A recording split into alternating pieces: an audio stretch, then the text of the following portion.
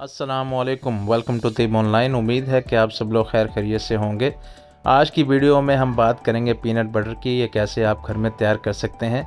इसके लिए आपको चाहिए कच्ची मूंगफली। अगर आपको रोस्टेड मिलती है तो रोस्टेड ले लें, वरना आपको ये कच्ची मूंगफली जो है रोस्ट करनी पड़ेगी।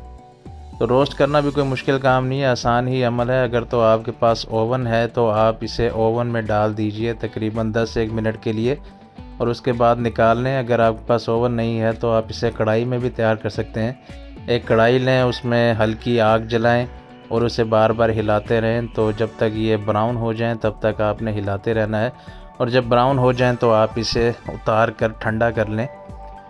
और ये एक बात ध्यान में रखें कि अगर कोई मूंगफली इसमें कच्ची रह गई है या कोई इसमें जली हुई है तो वो निकाल दें, क्योंकि इससे जो है इसका टेस्ट ख़राब होता है। इसलिए पहले तसल्ली कर लें कि सारी मूंगफलियां अच्छी तरह रोस्ट हो गई हैं।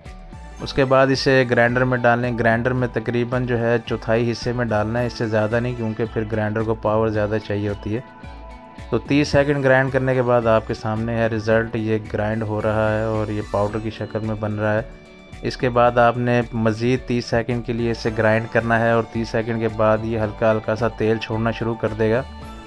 और इसको आपने चेक करना है कि साइडों पे तो नहीं लग रहा, इक्वली ये ग्राइंड हो रहा है।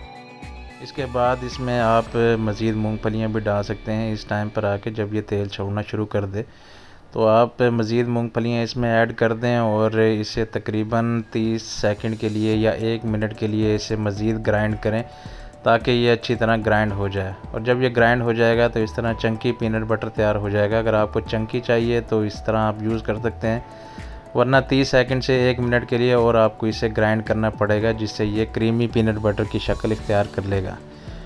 और ये देख लें, 1 मिनट और ग्राइंड करने के बाद ये बिल्कुल क्रीमी पीनट बटर तैयार हो गया है। आपने देखा कि बहुत ही आसान अमल है ये पीनट बटर तैयार करने का।